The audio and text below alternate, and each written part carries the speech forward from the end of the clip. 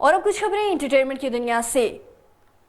साल 2024 Pakistani showbiz industry के लिए शादियों से भरपूर रहा।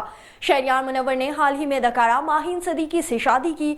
रवां साल के दूसरे माह फरवरी में अदाकारा सना जावेद ने कौमी क्रिकेटर टीम के साबिक कप्तान शोएब मलिक से दूसरी शादी की। मकबूल अदाकारा और प्रोड्यूसर हिना रिजवी ने भी 2024 में जिंदगी के नए सफर का आगाज कर दिया।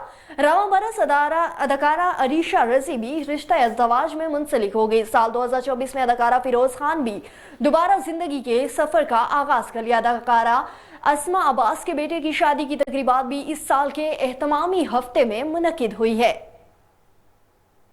और बॉलीवुड अदाकारा अमृता राव कई बार मुख्तलिफ वजूहात की बिना पर खबरों की सीनत बनी है। एक दिन उनकी और उनकी साथी अदाकारा आयशा देवल के दरमियान तनाज़ा हुआ, जिसमें आयशा देवल ने अमृता राव को थप्पड़ मार दिया। फिल्मों और अदाकारों से हटकर अमृता कई बार मुख्तलिफ वजूहात की बिना पर खबरों की शह सुर्खी बनी।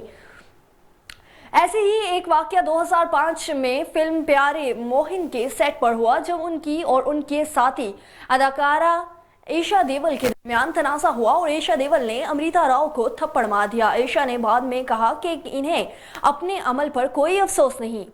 आगे बढ़े आपको बताएं कि बॉलीवुड के सुपरस्टार सलमान खान 27 दिसंबर को 59 बरस के हो गए, जिनकी सालगिरह पर जामनगर में अंबानी की तरफ से शानदार तकरीब रखी गई। अंबानी की जानिब से ऑर्गेनाइजर की जाने वाली सालगिरह की तकरीब में सलमान खान के और करीबी दोस्तों के साथ शोबिस सितारों ने भी शिरकत की। इस मौके पर ली गई तस्वीर सोशल मीडिया पर वायरल हो रही है। सलमान की बहनोई अतुल अग्निहोत्री ने पार्टी की एक वीडियो शेयर की, जिसमें सलमान खान को 4 मंजिला लंबा केक काटते देखा जा सकता है।